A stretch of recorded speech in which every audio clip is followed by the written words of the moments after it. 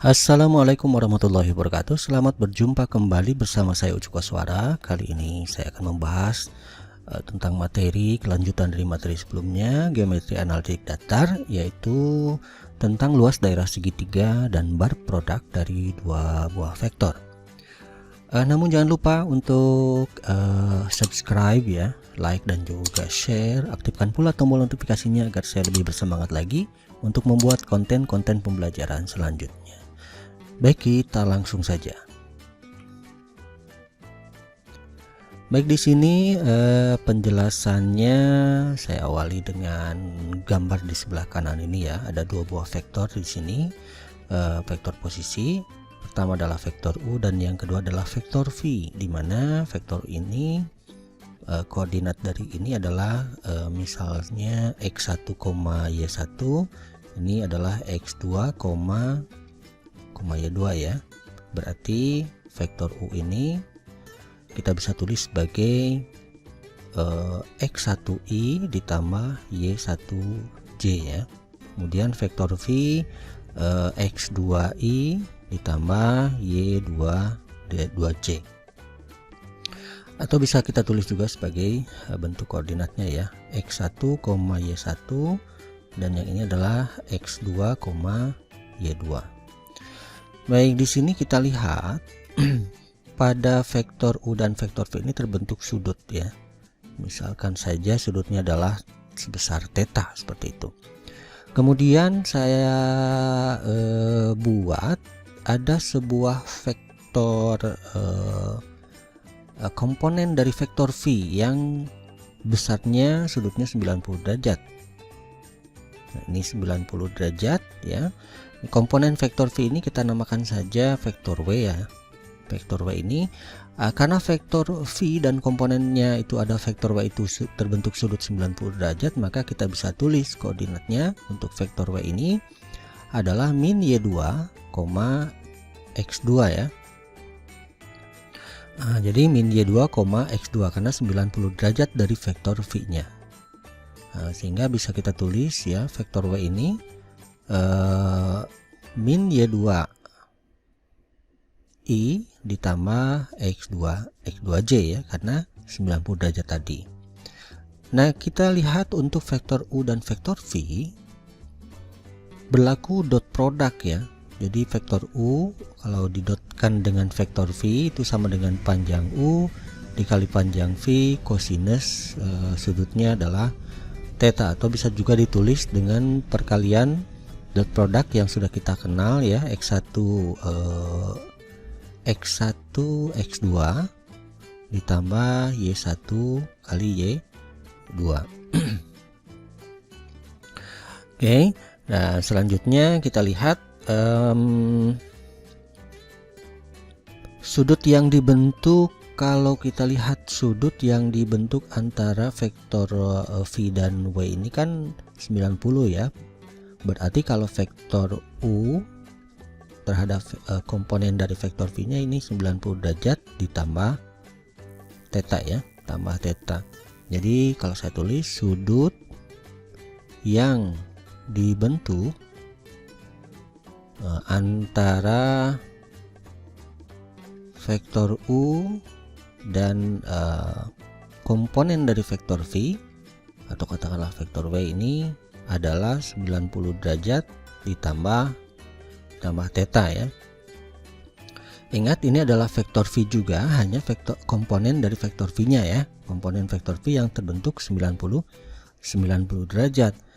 Artinya bisa kita tulis ya, antara vektor U dot dan vektor komponen V ini bisa ditulis sebagai panjang dari vektor U itu sendiri dikali panjang dari vektor V ya, karena vektor W merupakan komponen vektor V yang besar sudutnya itu adalah kosinus 90 derajat ditambah theta.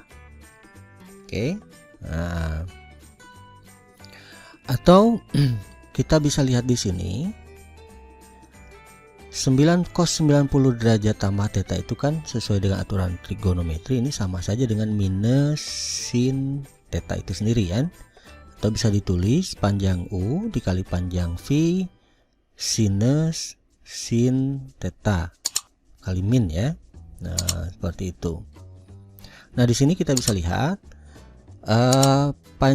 vektor U dot dari komponen dari vektor V, atau saya tulis di sini vektor Y ini bisa saja saya tulis juga sebagai bentuk vektor seperti ini, bentuk perkalian seperti ini ya. Berarti antara X1 dikali min Y2 jadi min X1 Y2 ditambah dengan Y1 X2 Y1 X2 seperti itu. Atau kalau misalkan saya hilangkan negatifnya ya, berarti tinggal X1 Y2 dikurangi Y1 X2 sama dengan panjang U dikali panjang V sinus theta. Lalu sinnya ini ada 2. Jadi sinus theta seperti itu ya.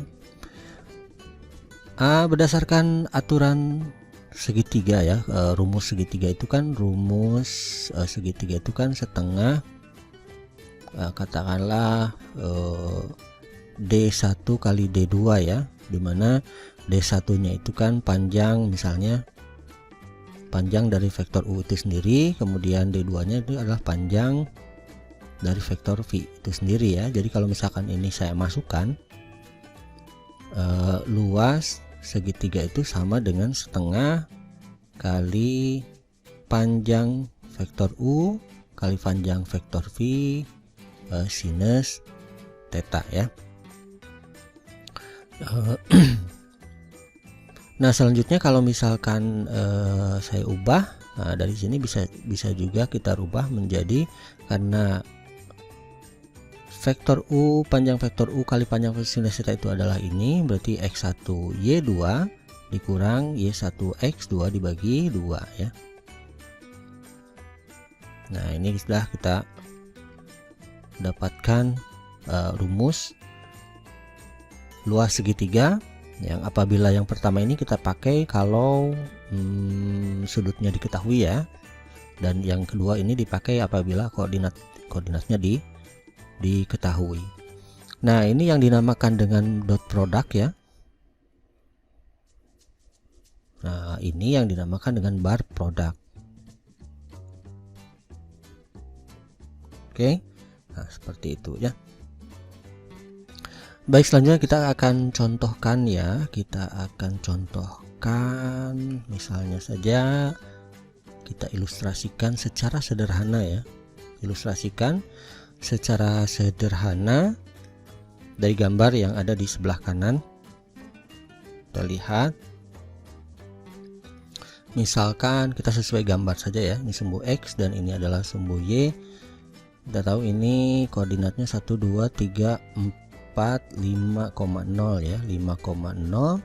Yang ini 5,5 dan sudut yang dibentuknya adalah 45 ya, 45 derajat. Nah, kita ingin mengetahui berapa luas segitiga ini. Nah, secara umum kan luas daripada segitiga ini ya setengah kali alas kali tinggi, begitu kan. Nah, ini ilustrasi sederhananya seperti itulah. Jadi setengah alasnya adalah 5 dan tingginya ini adalah 5 juga ya. 5, jadi 25/2 ini luasnya. Nah, tapi kita ingin menggunakan aturan yang tadi ya, luas segitiga yang tadi. Jadi kalau misalkan ini kita buat sebagai vektor U dan ini adalah vektor V, di mana vektor U-nya adalah 5i tambah 0j ya, dan vektor V-nya adalah 5i ditambah 5j seperti itu.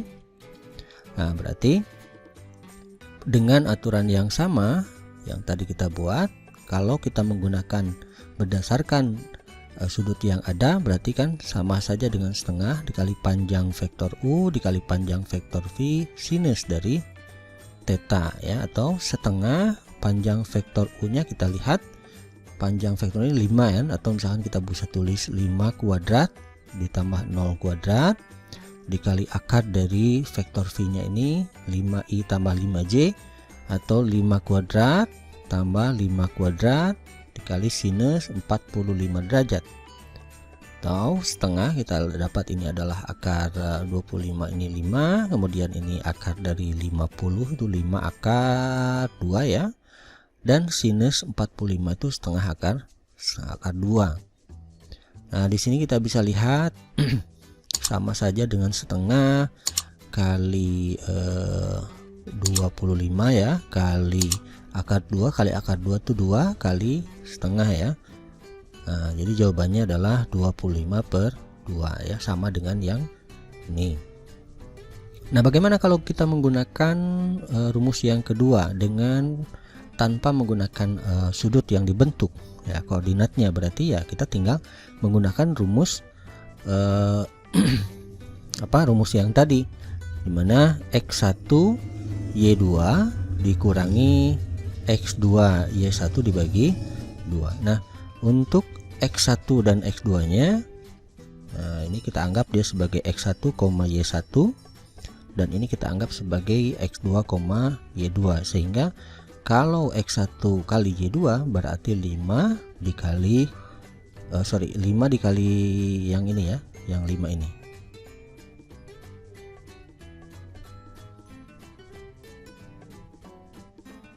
Oke, berarti 5 dikali 5 dikali 5 dikurangi X2 kali Y1, berarti X2 nya ini X1 nya adalah 5. 0 dikali 5 dibagi 2, jadi ini 0, 25/2 ya, sama. Nah, jadi seperti itu kira-kira ilustrasi sederhananya, dimana di sini kita bisa langsung menjawab luas daripada segitiga itu adalah 25/2, dan kita menggunakan rumus yang ini, dimana kita gunakan sudut, jawabannya 25/2, dan apabila kita menggunakan koordinat, jawabannya juga sama 25/2. Baik, selanjutnya kita sedikit lebih kompleks ya, dengan segitiga yang ada sebagai berikut. Carilah luas daerah segitiga dengan titik-titik puncaknya P1 nya 1, -4 ya, 1, ini P1 1, kemudian P2 nya 2,3 itu ini berarti puncak yang kedua 2,3, dan yang ketiga min 3,5. yang ini P3 nya min 3,5. Oke, berdasarkan aturan yang tadi, di sini kita bisa lihat ada 3 cara ya. Ada 3 cara, dimana kalau saya tuliskan rumusnya, luas segitiganya itu kan berarti setengah dari panjang, katakanlah panjang vektor U, panjang vektor V, sinus theta. Kita gunakan cara yang pertama ya, dengan menggunakan di sini karena sudutnya tidak diketahui ya, kita gunakan aturan yang kedua, dimana setengah kali X1Y2 dikurangi X2 Y1. Oke, kita gunakan cara yang ini. Nah, kita anggap sudutnya tidak diketahui ya di sini. Jadi yang diketahui hanya koordinat titik puncaknya. Nah, berarti di sini ada beberapa cara, ada 3 cara mungkin ya. Ada 3 cara, dimana misalkan untuk cara yang pertama kita anggap titik pangkalnya ada di P1 misalnya. Titik pangkal di P1, artinya kalau titik pangkal di P1 maka sudutnya adalah ini, kemudian vektornya adalah ini. Ada 2 buah vektor ya. Vektor yang pertama adalah P1P2, dan yang kedua adalah P1P3. Nah, kalau menggunakan rumus yang menggunakan sudut ya, berarti kita harus mencari dulu sudutnya, kemudian kita mencari dulu vektornya gitu kan. Nah, kita mencari dulu vektornya. Nah, kalau tidak menggunakan itu berarti menggunakan rumus yang kedua, maka kita harus mencari dulu vektornya ya. Untuk P1 P2 ya, untuk P1 P2 ini berarti kita gunakan aturan vektor ya, OP2 dikurangi OP1. Kita dapatkan untuk OP2 nya 2 dan 2,3. Kita buatnya seperti ini saja. P1 P2 ya, P1 P2 berarti ya OP2 dikurangi OP1 ya, betul ya, berarti 2 3 dikurangi dengan P1 nya 1 min 4 ya, 1 min 4. Nah, kita dapatkan di sini 2 kurangi 1 adalah 1, 3 dikurangi min 4 adalah 7 ya, plus 7, atau bisa ditulis sebagai I ditambah 7J begitu kan kalau dibuat dalam bentuk basis. Ini adalah vektor P1 P2, I tambah 7J. Nah, ini vektornya. Dan vektor yang kedua adalah P1 P3 ya, P1 P3 berarti OP3 dikurangi OP1, atau saya tulis dalam bentuk kolomnya berarti min 3 dan 5, min 3 5 dikurangi 1 min 4 ya. Nah, kita dapat di sini min 4 dan ini 9 ya, plus 9, atau min 4i ditambah 9j ya. Oke, ini adalah vektor untuk P1 P3 ya, min 4i ditambah 9j. Oke, nah setelah itu bagaimana ya, berarti kita gunakan rumus yang tadi. Luas segitiga itu berarti setengah kali X1 Y2 kurang X2 Y1. Nah, yang mana sebagai X1, yang mana sebagai X2, dan itu ya kita bisa tulis untuk X1 nya kita anggap ini sebagai X1 1,7, ini adalah min 4,9 ya. Ini kita anggap sebagai X1, Y1, P1 P2 nya. Dan ini kita anggap sebagai X2, Y2 ya. Berarti kita tinggal mencari setengah kali X1 ke Y2, berarti 1 kali 9, 1 kali 9 dikurangi 7 kali min 4 ya, 7 kali min 4, atau setengah 9 dikurangi, atau ini tambah ya, 28 ya. Berarti kita dapatkan 37 per 2 ya, 37 per 2. Nah, ini luas segitiganya. Baik, selanjutnya untuk kedua cara yang lain ya, barangkali untuk yang kedua, jika titik pangkal ada di P2 begitu kan, titik pangkal di P2 berarti vektor yang terbentuknya adalah P2 P3, P2 P3 dan P2 P1 ya. Seperti itu, dengan cara yang sama nanti bisa dicari. Cara yang ketiga, jika titik pangkal adanya di P3 ya, berarti kalau P3 ini sebagai titik pangkal berarti vektor yang terbentuknya adalah P3 P2, P3 P2 dan P3 P1, P3 P1. Ada kemungkinan jawaban yang kita dapat itu untuk hasil dari perkaliannya adalah negatif. Nah, untuk negatif kita ambil yang positifnya ya, karena di sini menyatakan luas daerah, jadi harga mutlak dari sini. Jadi kemungkinan jawabannya itu setengah dari harga mutlak X1 Y2 kurang X2 Y1, seperti itu ya. Jadi kita ambil nanti nilai yang positifnya. Baik, selanjutnya ada beberapa soal di sini yang silahkan nanti bisa dicoba untuk dikerjakan begitu ya. Baik, saya kira cukup sampai di sini untuk materi kita kali ini. Mudah-mudahan bermanfaat. Jangan lupa untuk subscribe, like, dan juga share. Aktifkan pula tombol notifikasinya agar saya lebih bersemangat lagi membuat konten-konten pembelajaran matematika selanjutnya. Terima kasih. Wassalamualaikum warahmatullahi wabarakatuh.